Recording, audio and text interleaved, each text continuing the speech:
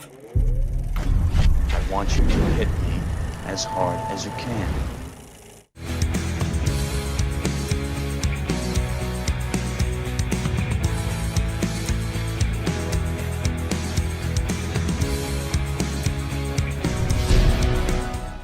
Hey everybody, it's Chris Bumbray here again for JoBlo.com with another edition of The Best Movie You Never Saw. And this week we're taking a look at the underrated and underseen early Sylvester Stallone vehicle, Nighthawks. In it, the late Rutger Hauer plays an international terrorist named Wolfgar, who's been rendered nearly unrecognizable after plastic surgery. He flees to New York City. Enter NYPD cop Deke DeSilvia, played by a very young and very bearded Sylvester Stallone, who, along with his partner Fox, played by Billy D. Williams, Lando Calrissian himself, finds himself transferred to a newly created anti-terrorism unit in order to take down the cold-blooded, murderous Wolfgar once and for all. Now, in addition to Sylvester Stallone, Billy D. Williams, and Rutger Hauer, this movie also co-stars Persis Khambatta, who you may remember as the bald Ilea in Star Trek the Motion Picture, and for playing the love interest in perhaps the greatest film of all time, Megaforce.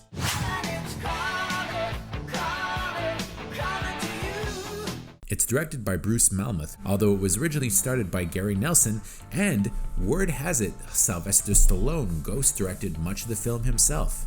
Now, the history behind Nighthawks is pretty compelling stuff.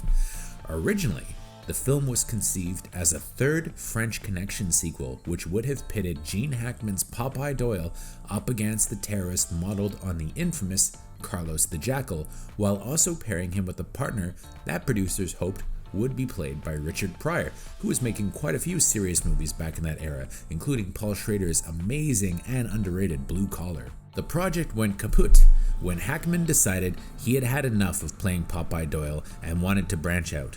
So the script made its way to Universal, where it was redeveloped into a project for Sylvester Stallone, who was then coming off of the first two Rocky movies, meaning he was a star, but not quite the icon he would become. Let's not forget, Paradise Alley was not a hit. Sylvester Stallone, in a Q&A with Ain't It Cool News years ago, as Sly said himself, and no, I'm not doing an impersonation, Nighthawks was a very difficult film to make, namely because no one believed that urban terrorism would ever happen in New York, thus the story was felt to be far-fetched. Nighthawks was an even better film before the studio lost faith in it and cut it to pieces. What was in the missing scenes was extraordinary acting by Rutger Hauer, Lindsay Wagner, and a finale that was a bloodfest that rivaled the finale of Taxi Driver. But it was a bloodfest with a purpose. And sadly, despite several Blu-ray re-releases, the director's cut of Nighthawks has never been found. Even still, we have to think of Nighthawks in the context in which it was made. Rutger Hauer had recently become an art house heartthrob when his Paul Verhoeven films Turkish Delight and Soldier of Orange made their way to North America, so he was imported to play the terrorist Wolfgar. Fitting their on-screen animosity, Stallone and Hauer quickly went to war on set, although both admitted years later that in the end they had a grudging respect for each other's work and that bygones were just that, bygones. The tension wasn't helped by the fact that after a week, director Gary Nelson, who was then coming off of two Disney movies, Freaky Friday and The Black Hole, and not necessarily the guy that you'd get to direct this hardcore action thriller, was fired, briefly leaving the production without a director. Stallone stepped in but got into hot water with the Directors Guild of America, and Bruce Malmuth, whose biggest project up to that point had been an after-school special, was hired. Smooth sailing it was not, with the finished film being cut and recut, first by Sly, then by the studio. In the end, many of Stallone's dramatic scenes were cut, Billy D. Williams' character became minor when he was originally a co-lead, and Lindsay Wagner, then best known for TV's The Bionic Woman, found that most of her role was excised. She basically just has a cameo role in the film, and Hauer's big death scene was cut to ribbons. Even still, the movie did pretty well financially, grossing close to $20 million, which was 4 times its budget, although the movie is sadly pretty obscure nowadays. And in an interview with Entertainment Weekly, Stallone explained it by saying it was a little bit ahead of its time in that it was dealing with urban terrorism. Now with the World Trade Center, it's happening. At the time, however, people couldn't relate to it, and the studio, Universal, didn't believe in it. Rutger Hauer's performance held it together, and he was an excellent villain. Rutger Hauer himself explained his role in a Nerve.com interview by saying, "The more dangerous the villain, the more it gives credit to the hero. I read a book by a real terrorist who the character was based on, and it was pretty scary. And it wasn't a stupid book. The whole idea was, as a bad guy, you don't look like the devil, and you don't behave like an idiot. You know, I think the devil's very smart, probably smarter than all of us. Now, Nighthawks shouldn't be great. The whole production process sounds like it was a nightmare, and given how hastily it was cut and recut, it should be a movie that's pretty choppy. Yet, even if it's compromised, it works rather well, thanks to the plot that at the time may have seemed far-fetched, but now is all too realistic. It's worth noting that Stallone's performances is really one of his best. I love Sly, but Sly pre-Rocky III and First Blood is a different beast. At the time, many saw him as a Brando-like method actor rather than an action hero, and as such, the movie is much more of a thriller than an action flick. When I was a kid and I saw Nighthawks on TV, I was disappointed. I was expecting Tango and Cash. Instead, I got something, of course, that's a lot more like The French Connection. Nowadays, I respect it and enjoy it a lot.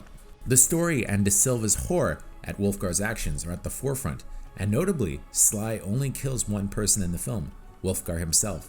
It's the journey to that end that makes Nighthawks compelling, with him bristling at the idea that as a cop, he should be expected to coldly execute anyone. That he underestimated Wolfgar's sadism is what the plot hinges on, with Hauer's wild-eyed baddie stronger and smarter than De Silva could ever hope to be. But if he's gonna protect and serve, De Silva's gotta put him down.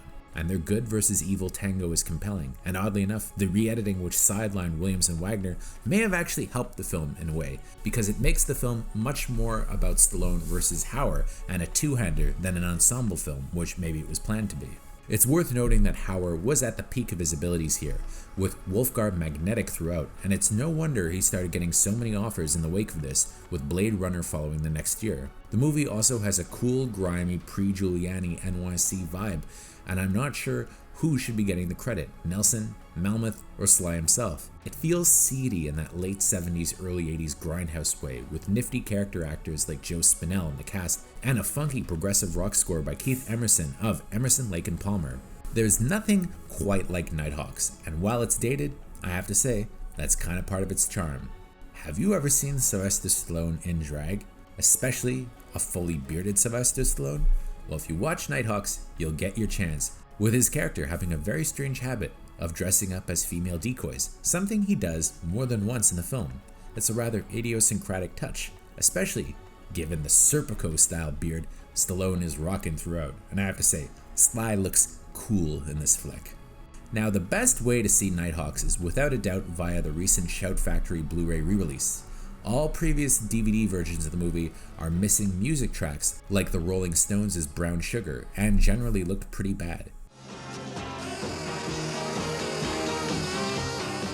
Shout Factory did a pretty good job restoring the movie to HD on Blu-ray and is the only way to go, but sadly they were not able to locate the director's cut of this film with the intact death scene and some of the missing scenes.